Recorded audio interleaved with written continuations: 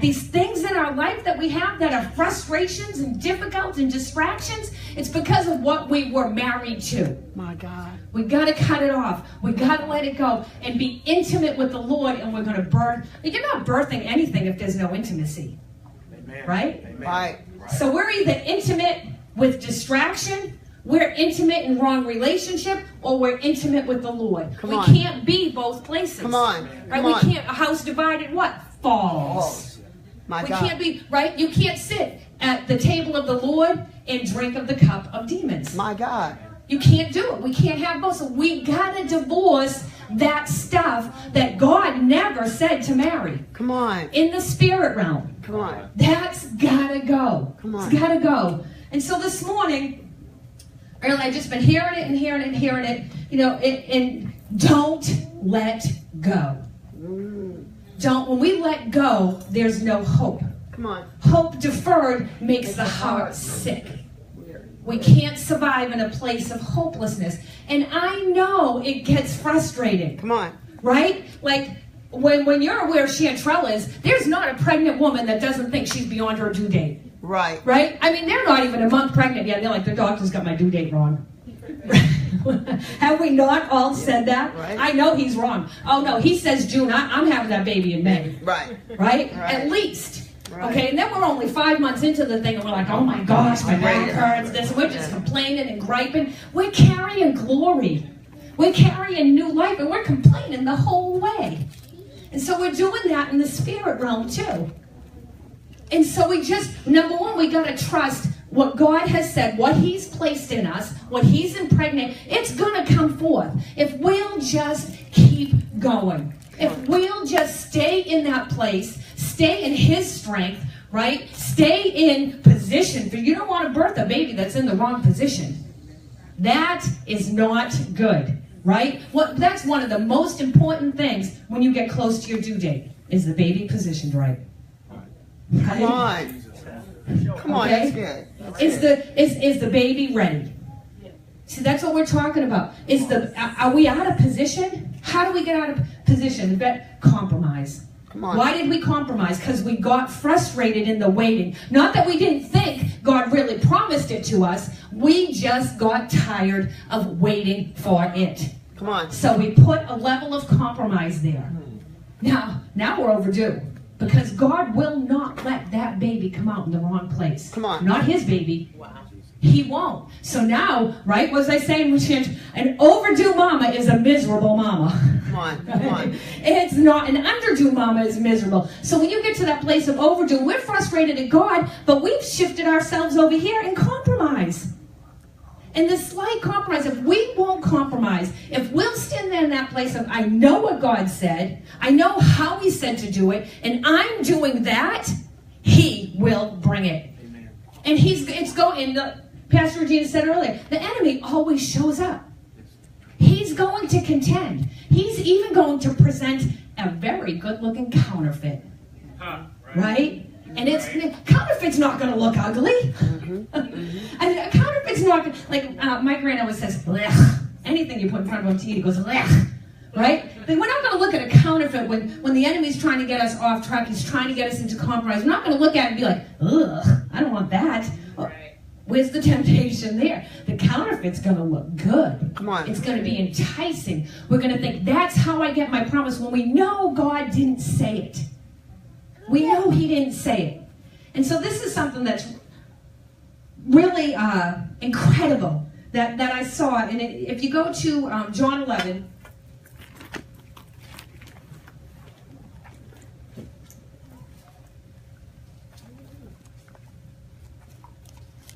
see, if we're trying to find God, He's in where He spoke His word. Come on. That's good. That's good. Where He spoke His word. Come on. If He didn't speak to us over here, not that over here is a bad place, but if He didn't speak to us about over here, and we go over here, we're not going to find God. And we're going to wonder where He is. Come on. When He spoke to us over here. That's where He is for us. I mean, He's omnipresent, but there is positioning, and it's important. And this thing in John 11, I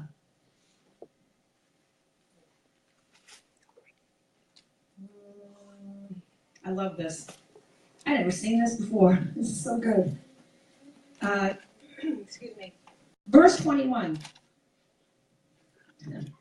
Martha said to Jesus, if you had been here, have you ever said that? Where are you, God?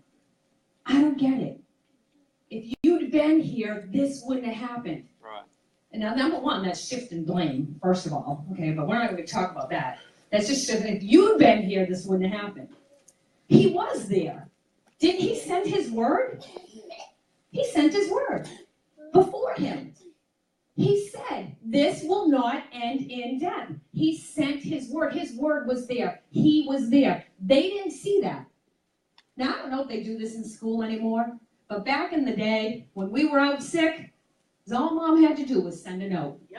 And her word spoke for us. She was sick today. You better have that note. Right? Anybody ever tried to forge one of those babies? You better have the note. I'm not saying I did that. I'm just saying maybe some of you did. I don't know. But the thing is, the word went and spoke for us. It was just like Mom showing up in the principal's office saying she was sick yesterday. Same thing. Jesus sent his word. Jesus gave us promises. He's in those promises. That's where he is. And Martha's like, if you had only been there. Now this gets really good. This is going to be really good. He says back to her in verse 23, Jesus said to her, your brother shall rise again. Okay? She don't even stop to really listen. Right? Don't we do this? We're so guilty of some of this stuff. Oh, I know he's going to rise again. Oh, yeah, on the great day of resurrection, I know. That's not what Jesus is saying here. But she's just bypassing what he's actually saying and thinking she knows. And we do that. The Lord's saying to us, I got this thing for you. I'm trying to put this thing on your table. And you're like, oh, I know. Down the road. No.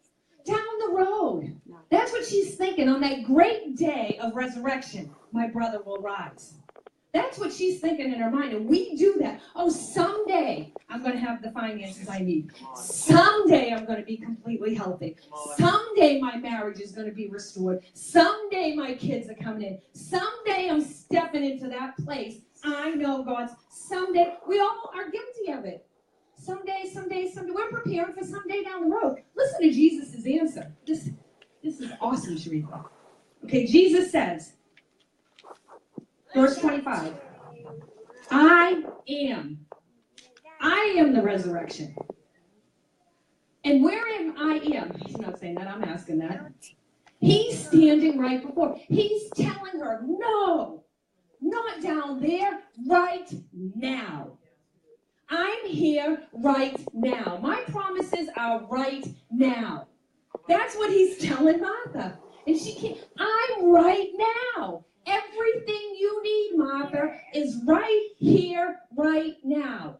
I'm the resurrecting power, and I'm standing here. You don't have to wait for it. Everything we have need of is right now, if we will enter in. If we will trust that he really wants to do it for each and every one of us, and he wants to do it right now.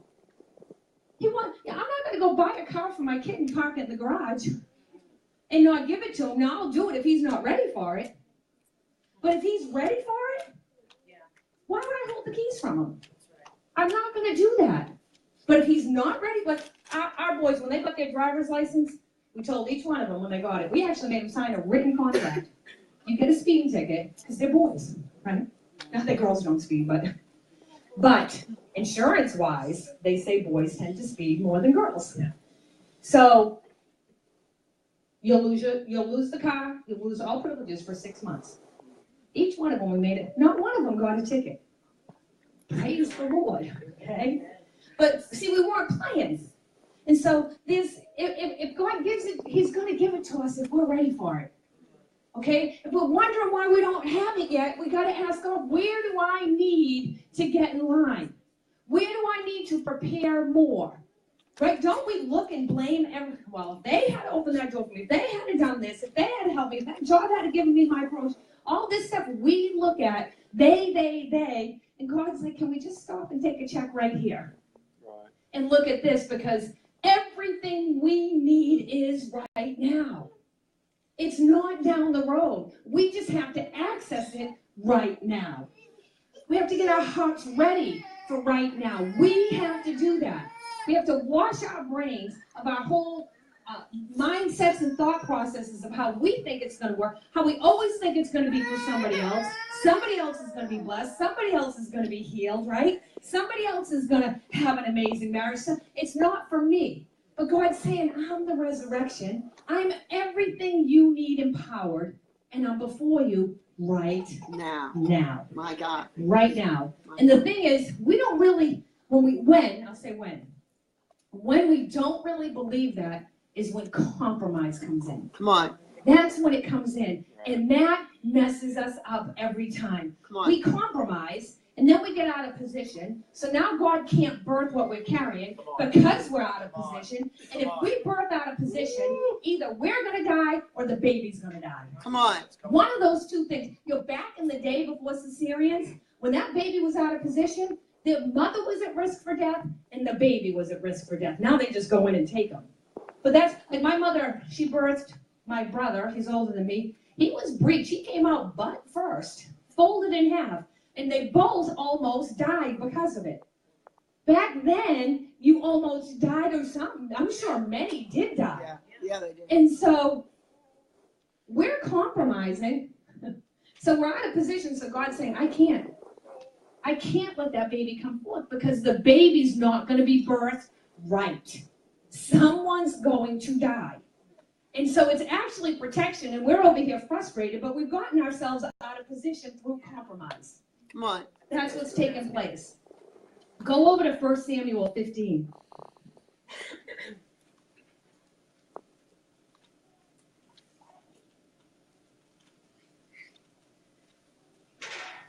When we really believe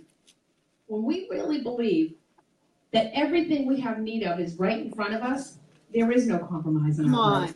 We don't leave any room for it because we don't want to miss out on what we know God has shown us already. Right. We don't want to miss it. Right. When we're really about the kingdom of God, not about self, there's no room for compromise. We can't. God doesn't play with compromise. What is it? 1 Samuel 15.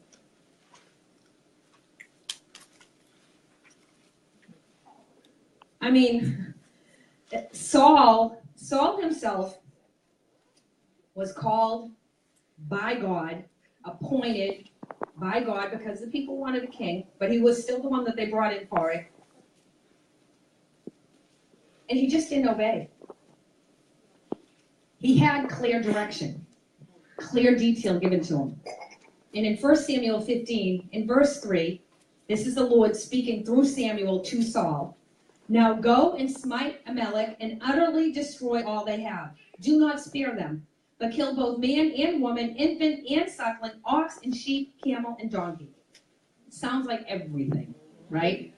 But why? Because there had to be that divorce. There had to be that separation. It had to be permanent. Saul didn't do it. He did part of it. How many times have we done something halfway? Come on. And then wondered why God's not showing up on our behalf. Time and time again. And then we're frustrated at who? God. When we didn't walk out all the detail because it got uncomfortable. It's going to get uncomfortable. That's just the way it is, right? We're crying out for the favor of God all the time. You know what? The favor of God is going to make you uncomfortable. See, we think the favor of God is just going to make it easy for us. No, it's going to bring provision and paths, but it's still going to stretch us. It's still going to be uncomfortable. And I was calling it this week uncommon favor. It's uncommon favor, but it's uncomfortable. Okay, so here we are. So Saul's in here, and it says down in verse 7, Saul smote the Amalekites from Havilah as far as Shur, which is east of Egypt. Now, he was supposed to kill everybody, but this is where he messes up in verse 8. And he took Agag, king of the Amalekites, alive, though he utterly destroyed all the rest of the people with the sword. Okay, so this is key here. Saul and the people spared Agag. And in verse 8 it says, and he took Agag, okay? And so his disobedience grieved God so much, his compromise, that this is what God said. I regret making Saul king. Yeah. Wow. Yeah. I don't ever want God to say he regretted putting me in any place that he's put me because I lacked obedience. That's powerful. He has turned back from following me and has not performed my commands. And Samuel was grieved. Samuel was grieved about this. And so, this is something too, just a little caveat, I guess. When leadership comes to you and they bring correction, they say something you don't like hearing, they're actually grieved about it in their heart. They're not just enjoying pointing out your flaws, your weaknesses. That's not what it's about. They want you to be in the right position to birth what they already see. We see what God has in you. We see what you're carrying. And it grieves us when you're in disobedience because we know you're delaying your birthing. And so that's the enemy. When you get all riled up and, well, they ain't going to tell me. What? No, well, what about them? They do that, right? Don't we do that so quick? You're telling me? Yeah. Oh, what you do? I saw you do this. You do it in marriages all the time. Yes. Right? The minute Pastor Dean wants to bring something up, man, I got a list. Oh, yeah? I'm going to check this guy. He knows. He will say amen to that.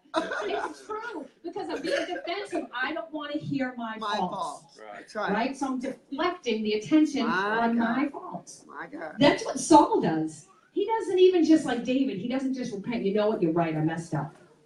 Right? He doesn't do that. No. Saul's like, so Samuel says to him, down in verse 19, why did you not obey the voice of the Lord? So Saul says, I have obeyed the voice of the Lord, and I have gone the way which the Lord sent me. And I have brought Agag, king of Amalek, and have utterly destroyed the Amalekites. Okay. So Saul's going to blame the people for what he did. Okay. Where am I? Verse 21. But the people did it. Took from the spoil sheep and oxen. First he actually tried to say back, I'm not sure what verse it's in. First he tries saying, oh, we didn't take anything. And Samuel's like, I hear some sheep. Right. You want to explain that? Don't do that. Oh, no, I didn't do that. No, you're wrong. That wasn't me. No, yeah, actually it was. I can hear the sheep. Right. Okay. So Saul's like, oh, yeah. Oh, well, that was the people. Right. Okay? And then even he gets called out more. He doesn't. The only thing he cares about is his reputation. Wow. That's all he cares about. Wow. He's not even repentant in his heart. He's just worried about how he looks to the people. Wow. That's all he's worried about. And so he says, Samuel says in verse 22, has the Lord as great a delight in burnt offerings and sacrifices as in obeying the voice of the Lord? Behold, to obey is better than sacrifice, and to hearken the fat of rams. For rebellion is as the sin of witchcraft. And we don't see it that way. And every time we choose not to obey the Lord, we're in rebellion. Right. We're functioning in the likes of witchcraft. We have to understand that. It's not, who do we think we are that we can just we have the choice to obey God or not. Come on. Right? I don't know about you. Maybe my kids are adults now, but even now, right? I'm going to say some stuff, but when they were the kids, who were they to think they had the choice? No, I didn't ask you to take out the trash. I told you to take out the trash. Okay? That's not, don't make me get to that place. That's what we do.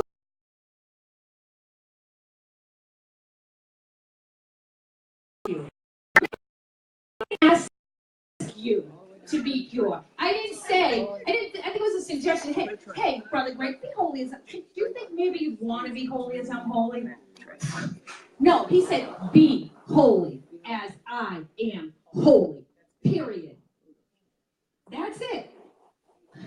I don't know. I want to find out what kind of grounding is going to take place when I chose, or what kind of spanking, or what kind of whooping, whatever it is that's going to take place, because I decided I wasn't going to obey. I am 52 years old. If my mother tells me something today, I am going to obey my mother. What you Right? say? I'm like, why are we still scared of them? I could probably take my mother now. You know what I'm saying? Oh, no, ma'am. She was just here last week and she tells me something, I'm going. Yes, ma'am. Okay, we're going over here today. Yeah, I'm sorry. Pastor Gino will catch you later. Mama wants me over here. Right? That's how we got to see God. No. They can't take your mama. I'm sorry. Oh, She she said come out. probably. I'm not really going to take my mama. I'm just, you know what I'm saying. Oh, Right? But we have to understand that. Something in me is still afraid of my mother. Right? And I'm going to, it's a reverential fear. Right. That's what it is. And that's what we need. It's a respectful fear. Right. Okay? And that's what we need to have with God. Right. And we're just like picking and choosing. Right. Oh, I'm gonna go to church on Sunday, but I'm gonna do what I want to do on Tuesday, and then I'm gonna come back on Wednesday. So we're gonna make trades with God. Right. That's what we're trying to do. We're trying to trade. I ain't making no trades with my kids. No, I'm the rule maker. What do we all say? When you have your own kids, you can make the rules. Every parent has probably said that one. And so Saul's trying to work this thing here, and he says to Samuel in verse 24, I have sinned, for I have transgressed the commandment of the Lord in your words. I don't see where he's repentative, though. He's not grieved at all. He's making excuses. Do we want to hear our... I don't care. I don't care why you did that. I don't care why you didn't do that. We're going to fix it right now. But Saul's saying, because I feared the people and I obeyed their voice. Well, because of that, he lost everything God had appointed him to do. Right. His old family. Because of that. Because he thought, he cared what people thought. My God. He thought it was a choice to obey God. He did it time and time again. And then one day God was done. And that's the thing. One day God will be done. Wow. With us. Wow. Okay? Not overall, not for eternity, not for salvation, but for what he's placed in us. Yeah. Because you know what? When we're in disobedience, we're denying the people we're supposed to reach. Yeah. John did it. And then there comes a point where he's like, my people have to be reached. Wow. And so that's what he does here. He removes Saul, Wow. and he ends up appointing David. Wow. That took place. You can sit there and say, well, I don't know about that. You know, God, God's not going to deny the people that are hurting, the people that need to be reached. My God. And so you're going to remain in disobedience. My God. There'll be a time where he says, I got to move on. Wow. I got to do this thing. It's got to be done. Whoever we're supposed to reach, whatever nations we're supposed to reach, we got to be in obedience and ready to birth it out, or we're going to miss out. Wow. That's powerful. Wow. I don't want to miss a thing. No. Verse 16, chapter 16. The Lord, and Samuel was grieved. Now, I'm not saying this lightly. I'm not saying, you didn't get it right now, you're out of position. I say it with a grievous heart. I want to see everyone, every single person that's here and not here this morning, that comes under the Father's house. I want to see every single one of them stepping into their destiny. Stepping into what God has for them when he has it for them. Come on. Because the people, can we see that? Now just walk around Walmart if you're not sure if people aren't hungry and desperate and hurting and discouraged and depressed. We have the hope they need. They don't know. Some of them have never heard all that we know. My God. And we're the carriers, and we're playing around over here, trying to decide what we want to do and what we don't want to do. That's pretty powerful. We got to get it right. God's not blessing your sin. Right. He's not blessing our disobedience. Come on. He's not going to do it. And I'm saying this from a place of love and a desire to see you birth in yours. There's nothing more awesome than watching someone give birth. Wow. Right? And it's just something about it, right? You go and see that new baby, and it's just excitement. No matter what the circumstance around it, it's a new baby. We want to see that come forth in you spiritually. We don't want to see anything stillborn. We don't want to see anything aborted. We don't want that in our hearts for any of you. That's why sometimes it's like, man, would she just get off my back, or would he just stop? Why does he got to point that out? Why can't they just love me? Because we're trying to get you to a place so you can get others to a place. That's what's going on. And so in chapter 16, it says, the Lord said to Samuel, how long will you mourn for Saul? Seeing I have rejected him from reigning over Israel. He didn't reject Saul as a person, but he rejected the position he had placed him in. I rejected him from reigning over Israel just because he wouldn't listen and walk out the details God told him to do. That's the only reason. Fill your horn with oil. I will send you to Jesse the Bethlehemite, for I have provided myself a king among his sons. Don't worry, I got it. I got a backup. Right? That's what he's telling Samuel. But for us, let's think about that. See, we're playing around like we're the only ones that can possibly do what God placed us on here to earth to do. When we've got to realize he's got a backup to us. Because the people will not be denied. That's pretty humbling when you think about that. He's got a backup for me. Oh, no ma'am, no sir. I want to make sure when I'm standing before the Lord that I stepped into everything that he said, hey, this is why I got to have Linda Davis on the earth.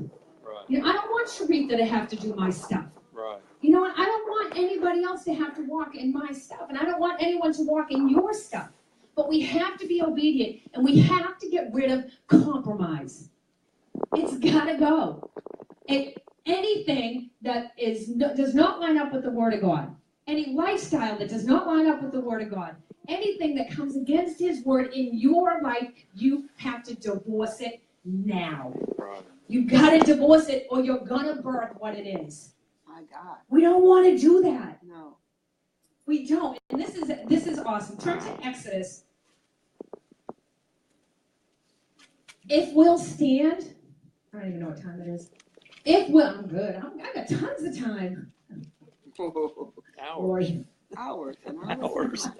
Hours. Jocelyn's eyebrows just went up. Trying to stay awake over here. Okay. No, I'm playing with you. Okay, Exodus. I think 7. I want to start at 7. This is what not compromising will get you. Okay, we know Moses was sent by God, right? And I'm just going to kind of jump. I'm not going to go through the whole story because I'm really not going to keep you here a long time. Glory. I'm going to kind of jump through some verses. In chapter 7, verse 10, it says, so Moses and Aaron went to Pharaoh and did as the Lord had commanded. God already gave them the direction. He already told them, and he warned them that there was going to be some hardship. Okay, so we all know, here's your warning, there's going to be some hardship. Okay, to get to that place of breakthrough and freedom that God really has for us. But if we'll remain and we won't compromise, we are going to see the promises fulfilled in our lives. There's no way that can come back void. It cannot. If we remain. And Moses has a lot of opportunity to compromise here. And he really could have out of frustration, but he never did. He stayed in that place. So Moses and Aaron went to Pharaoh and did as the Lord had commanded. And Aaron, he throws down his rod before Pharaoh and his servants, and it became a serpent. Pharaoh's like, I got that. Here's the counterfeit. I can do that. Right. Pharaoh called for the wise men and the sorcerers, and they also did similar things with their enchantments and secret arts. This is where the battle is. See, I don't know what Moses and Aaron thought. I don't know if they thought we go in there, we throw that rod down, it turns to a snake. They're going to all be like, wow, that's amazing. Go ahead, go. Right? They're like, we got that. We can do that too. Right. Moses probably like, okay, God, why'd you pick that one? But I would have thought.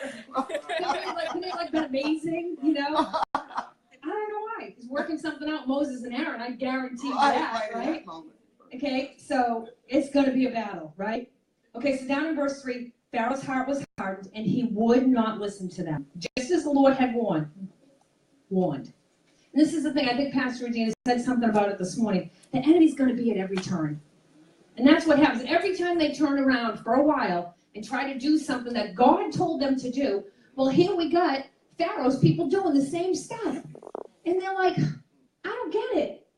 And I don't know why the enemy's allowed to match at times. Come on. I don't know Come on. why. I don't have the answer to that, Come on. but he is, and we got to know he does, and we just got to keep standing on what God good. said. That's good. What did God say? Let my people go. That we can go to the wilderness, the people, the children, the livestock, everything, in the wilderness and worship God.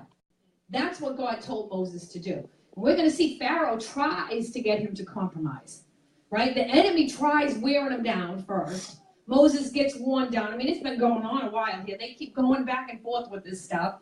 And Pharaoh says, okay, well, we'll let you go, but you can't take the kids. No, you're not taking the kids. No, wrong answer. Moses is like, no, that's not how it's going to work. It's not what God said. Now, can we get that in us, right? When we know what God has said and somebody else comes along and says, hey, maybe you ought to, hey, Pastor Regina, maybe you shouldn't take that house down. Maybe we should remodel it. No, not what God said. Not doing it that way, right? Yeah. Because the other way is always easier for some reason. It Why? is. It is. Hey, Yeah. oh, okay. See, Moses could have said, sure, and him and the men could have gone out to the wilderness and worshipped. No, that's not how God told me. Right. So I'm not doing it. What would have happened had they gone in the Right. wilderness without the children? Right. We don't know, because praise God, he didn't do it. Yes. Because every area of compromise has a consequence to it. Jesus. It does. You know, I posted this and tweeted it or something this week. Compromise starts us down a slippery slope that in the end, we end up in a place of life we never thought we'd be. And it all started from compromise. And compromise usually starts from a thought of doubt, or a thought of frustration, Come on. or a thought of weariness. Come on. However that can come in. And we just get tired, or we get frustrated, or we feel like things should be beyond where they are. But you know what? Even though we feel that way, I actually believe things are beyond where we are. Wow. If that makes sense. Wow. They're further along than we think they are. Wow. Right. It's not what it looks like. It looked like Lazarus was dead, but he wasn't dead. See, it doesn't matter what it looks like to us. It matters what God has said. And if we just remain in that place of trust, we're further along than we think we are. Come on. We're looking at natural circumstances sometimes and saying, I don't get it, God. You said this, but this. And he's like, you don't even know what I'm working out on your behalf. My God. You don't even know what's going on behind the scenes until we step into it, right? You know that vision that's hindsight is 20/20, Come on. right? Then how many times have we looked at back in the Lord and said, wow, that actually was amazing what he did. Right. I'm glad I remained. And then in the next place, we compromise. Come on. Right. He's going, gosh, I wish I would What do this, right? Right. But if we could, that's what David did, and that's what the Lord wants. Don't sit in a place of remembrance all the time, but remember those times Come on. that you stood and how I moved, because I'm moving that way again. So Pharaoh refuses over and over again, you know, to let people go, and Moses keeps going back saying, let my people go, that they can serve me in the wilderness. He would not compromise, no matter how many times you got to go back. Come on. No matter how many times you got to do whatever it is God last told you to do, Come on. you better keep doing it until he tells you the next thing. Come on. See, what is the last thing you heard God say? Keep doing that until he tells you something different. Come on. We don't. No. We're like, No. okay, God's shown us something, but he didn't Right. tell us to get up there. Right. Okay? So we're sitting here. He told us to sit here. Uh-huh. But then we sit there for a while, and then we're like, but I see that down there, and I Right. know that's mine. Right. I'm going to go get it now. Right. I didn't ask God. Right. And then we're tripping and flipping Come and on. flying Come on. and getting all messed up all the Come way on. over to there when we weren't even Come supposed to head over there Come yet. on. Then we get frustrated and Come going, on. why are you bringing me through all this stuff? Why are Come you on. putting me through all... No, Come I on. just told you to stay right here. Come on. I didn't do nothing, Come on. right? You did it. Come on. So we go on and on. I mean, this goes on and on. Let my people go that they may serve me. Over and over. And Moses doesn't get frustrated. That's amazing to me. Not that we see anyhow. And so he says, let's see, where's the magicians did the same thing. We're going through chapter 8. I'm trying to find where they stopped. And each time, see, then Pharaoh would say, I'm going to let you people go. I'm going to let you people go. Go stop this. Go stop the frogs. Go stop the locusts. Go stop the swarming, the gnats. It was just all this stuff, right? Go stop it and I'll let you people go. So Pharaoh gets a temporary relief. Then he's like, nah, never mind. I'm not letting you people go. And see, that's it. We can't rely on man's word. Right? We just got to know what God said. And when it happens, it happens. And we put our faith and trust in man sometimes. Mm-hmm. And they're going to use us for their temporary relief. Then they're done with us. He had no interest in Moses. He just wanted him to stop whatever his discomfort was in the moment. So he gave him a promise he never intended on fulfilling. Wrap your minds around that one, okay? See, we do stuff for people based on promises or words they spoke to us that they never intend on fulfilling. Never. And now we find ourselves what? In a place of compromise. Come on. And we're out of position, and we cannot birth in that place. Can't do it. Okay, so down in chapter 8, verse 18, Moses brings the gnats and the mosquitoes. And the magicians tried by their enchantments and secret arts to bring forth gnats and mosquitoes, but now God's done. He's done playing now. But they could not. See, when God's ready, nothing that tries to come against us can have victory against us. Come on. When God's done playing. Come on. And he's done now. He's done with Pharaoh. He's done with the sorcerers. He's done with the witchcraft. Come on. It's over. It's over. You cannot Jesus. present a counterfeit anymore. Whoa. That's pretty powerful. Why? Because Moses stood and stood and stood and would not compromise. My God. That's why. My God. Okay, so that's all done. Now he says, let my people go. I will let you go, that you may sacrifice to the Lord your God. This is in verse 20 of 8 of chapter 8. Only you shall not go very far away. Only you shall not bring the kids. Only you can't take the livestock. That's not all in one verse. That's jumping over a few chapters. I'm just doing that for sake of time. Pharaoh kept trying to make it his way. I'll let you do this, but this. No, that's not what God said. It's not the detail God said. We gotta do it how God said. My God. And not budge. And not budge. And Moses won't budge. Okay, so one point he says, only you shall not go very far away. What did it matter to him how far they went? Like, he's just constantly putting these limitations, and that's what the enemy does. And he's like, well, I'll let you do this, but not this. And we settle for that sometimes. Oh, okay, because why? That gives us some kind of relief from the pressure we're experiencing. That's what takes place. And we can't do it. And so here we are, right? We come to the terrible place where all the firstborn are going to die. That's how bad it gets. Right before that, Pharaoh puts a limitation. I already said it, of the flocks and the herds. No, not going to happen. And the Lord says to Moses, I'm going to bring one more plague. And afterwards, he will let you go. It's going to be done. So that's why we hang on. It's going to be done at some point. The struggle will not continue forever. The enemy wants us to think that. He wants us to think the hardship. He wants us to think whatever it is, whatever sin it is we struggle with, that's just going to, no. When it's done, it's done. When we have victory, it's done. When we have breakthrough, it's done. When God says you have stood and you have stood long enough, now you're ready, now I'm bringing you through, now I'm going to make them let you go. It's done. It's over. It's finished. You, Lord. It doesn't have to be in that place before us ever again. Thank you, Lord God. So here we have this thing, right, where they put the blood on the doorposts, and that's it. And you know, this is something I want to point out. God gives his his protection in his place of direction. Okay? He gives his protection in his place of direction. Even if you're in the same household with disobedience. Come on. Even if you're in the same place with disobedience, but you're following the direction of the Lord, you are protected in it. God. The enemy can't come against you because of somebody else. Come on. That can't take place. And that's what happens here with the Israelites. God protects the Israelites, but exposes the Egyptians in the same place. It comes to a place with the herd and with the cattle, where Pharaoh's cattle are all dying, but the Israelites' cattle are prospering. They're healthy, they're fat, they're looking good. Pharaoh actually goes out and checks it out. He can't believe it. he goes and checks the Israelites' cattle, and he's like, they're all good. And Moses had told him that beforehand was going to take place. My God.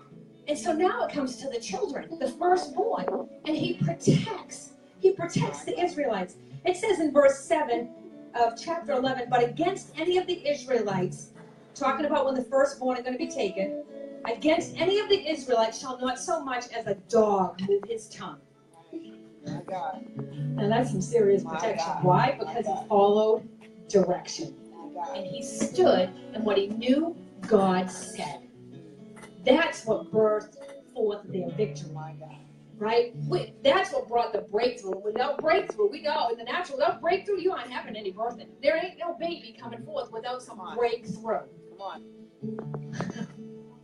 All the firstborn, they all died. The curdling, the screaming starts in the middle of the night, at midnight. That's in chapter 12. At midnight, the Lord slew every firstborn. And Pharaoh rose up in the night, he and all his servants and all the Egyptians, and there was a great cry in Egypt, for there was not a house where there was not one dead. My God. Not a house where there was not one dead. Even the oldest in the cattle. He calls for Moses and Aaron. And he said, rise up and get out from among my people, both you and the Israelites, and go and serve the Lord. Here's the key. As you said. He's going to let him go now. As you said. My God. That's so important. My God. As you said. My God. Now go. As you said. Moses refused to leave. He could have bailed at any time, actually. He could have left the women. He could have left just the children. He could have left just the cattle at any time. He stood and he waited till it was as God said. That's so powerful. And this is really interesting. Verse 32. Also, take your flocks and your herd. Just take everything and get out. Come on. Okay? Come on. And then this is interesting. This is what Pharaoh asks. And ask your God to bless me also. See, when we don't realize after all that, Pharaoh actually could have been blessed. Right? If he had just let them go, but he couldn't do it. God, that's uncommon favor. That's God's mercy. After all that mess, God would have blessed Pharaoh had he not pursued the Israelites. Right? He had to just stay in that place. He asks him, ask your God to bless me. To me, that's so interesting that he could have still been blessed. But he did, because we know the story. You know, I'm not going to talk about all that, but we know the story. They went, and this is the thing.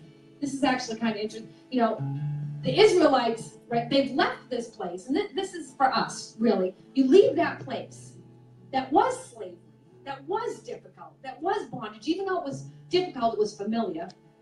Okay, so you've left, and now you're kind of in this no man's land, but you're headed to that place, right? And then all of a sudden, we start feeling like confused, trapped, closed in. We're like, I don't know. And like the Israelites were feeling closed in. And technically, physically, they were. They were closed in on every side. They felt like they had no way out. Right now, all of a sudden, the enemy's breathing back down your neck, and you feel like, I have no options. Oh my gosh, but you know what God says? Oh, you just hold on 1 minute. You just keep stepping. I told you to come out. I brought you out of the wilderness. You just walk. I mean, how crazy did that look? Put your rod in the water, Moses. Right? What? He had no clue what was going to happen when he did that. No, just like that sometimes, like, tear down the parsonage. What? We have no clue what's going to happen after that's down. I'm convinced when that is down, God is going to go and open the waters. I'm convinced those waters are getting open. Moses didn't know. He takes that rod. Can we understand he's a real man leading all these people, just like Pastor Jesus lead? She's concerned. Oh my God, I got to make this decision that's going to impact others. Okay? Moses is the same. Oh, you want me to just put this water, stick in the water? What? What? Even though we already saw it change to a snake, still in that moment, it's tough to obey. It's tough to not have fear. It's tough not to doubt. But he does it. And boom, the water's part. And you know what? Let's not forget, Pastor Jim, it was dry land. It was dry land. And then when the enemy starts coming up, Oh no, all of a sudden that land ain't dry. All of a sudden the wheels are falling off their stuff, not our stuff. Right now the wheels are falling off their stuff. And they come over on the other side of victory, the other side of breakthrough. Praise God. That's where we are today. That's where we're in that place of breakthrough. Come on, make sure to talk on it again. I just want to close with this. God showed me this. And I actually wish I had time to go through all of it. But, okay, now I've birthed 3 children, but I was never in a standing position when I did it. Okay? And all of a sudden, when I was doing this, I saw this like me, like a picture of me, like this, giving birth. Get that. Cherie did it. That's how she started out. Started out like this. Side of the bed. Give it. Oh, sorry. Just saying. It's like she's gonna run out the room. That's what I saw in the spirit. Okay? And this is the thing. Standing. If we will stand in that place, we will give birth. Yeah. Okay? This right here, this is a representation. Yeah. Truly. Up and down. Wow. But you know what? And you know what? Things can I just put some stuff out there? Is that good? Things are not easy for Chantrell right now. And we ain't even talked. Right. We ain't even talked. Probably need to She talk. already. But you know what? Doesn't matter. She's still giving birth. It's still coming forth. And even in that place where God says now, as excited as she is today, like you can just take this baby today, right? We're good, right? Because her body's tired. Right. But Right. you know what? When those contractions start coming in, she's gonna be like, I don't know if I'm ready for this. I don't know. I thought I was, but now I don't know. Right. And then we get into that labor and delivery room, and we're, like Pastor Regina said during worship, we are exhausted. Okay? And this is the thing for the Father's house. We're birthing a big baby. That's why we all Lord. need each My other. God. Okay? Yes, Lord. I don't know what this baby's gonna weigh. It don't look like no small thing, because it's been pretty big all along. Okay? So, let me just tell you about me for just a moment. I'm not going to go on long. But my first child was 10 pounds, 6 ounces. Okay? Yeah. I did not birth that baby alone. I could not have birthed. I would have died trying to do it myself. That's why we all got to come in. We all have a thing. We all have a role. I mean, I'm not going to try and get too graphic with you, but I have one person holding one leg, one person holding another leg, one person whispering in my ear, you can do this, you can do this, all this stuff. And praise God, let's grab hold of the experience and the wisdom that's around us. Okay? Don't just fluff it off as they don't know, they're older, they don't understand. We understand. We've been there. Trust me. We've had every struggle you have. We have. So take some of that from us. And I'll tell you what, if I didn't have the doctor I had, he had snow white hair. Snow white. And he's trying to get Daniel out. Daniel's not coming out, but he's in the birth canal. There's no other choice. He's coming out that way now. Okay? He's got him. And now he's using these forceps and they break. Everything possible, right? They break. And if he knew what he was doing, because he was so experienced, and he used them broken, he got that baby out. So, we need, and you know what? I needed help afterwards too, actually. Why? Because, just because. Why? We'll leave it at that. So, we need each other because I'm telling you, this is a big work. And like Pastor Regina said during worship, it's baby steps to get us to the big place. But we all have let's not one of us minimize our part. Ask God, what is it that you need from me to birth this baby? Because I want to be there. And then you know what? We all got to help raise it up. We've all got to help with it, pour into it, so it becomes that strong, mighty tower that God intended it to be. Because it's coming forth now, I promise you that. That house coming down in June is significant. And when it's all down to the ground, those waters, I'm telling you, those waters are parting. I know they are. I know that out of sheer obedience to something that looks crazy. It's that, why are you going to do that with a house that's just fine? Not perfect, but it's okay. It's doing its purpose. But just because God said, that's it. Why do we feel like we have to justify and explain? Just because God said. That's why. That's it. I don't even know why. But I know this. That's a symbol. That's a symbol of obedience, right? To Haiti, she'll stand and say it now. She battled through some stuff to get to that place. But everybody had to walk in obedience. All the different parts. Let's birth this baby together. Let's help. Let's grab an arm. Let's grab a leg. Let's help push. Let's encourage. Every one of us has a gifting to bring. Don't let go now. See, the enemy's trying to come at us individually to get us to let go. So then there's a missing link in what he's trying to call all of us to do. I'm speaking up here a lot today. I'm sorry. So, did I bless y'all today? Yeah, you did. Amen.